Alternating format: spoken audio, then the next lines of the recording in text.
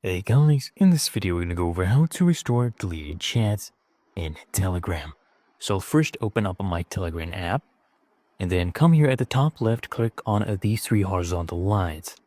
Now come to settings, alright, and then scroll down and then I want you to click on data and storage.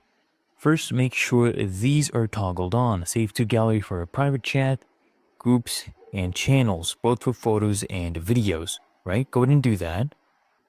And then what I need you to do is come up here, click on storage usage.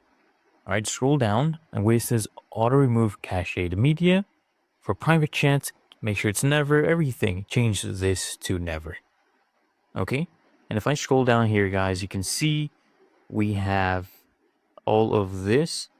And if I come down here, you can see we have a cloud storage backed up. Now, how do you make sure for that? So when you install Telegram on your phone, they back up everything to your Google account, right?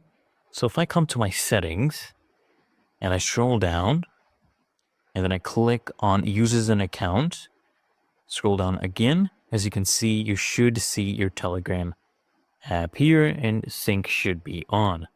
It's really that easy and simple. So when I go ahead and reinstall Telegram, all my messages will also be there. It's really that easy and simple.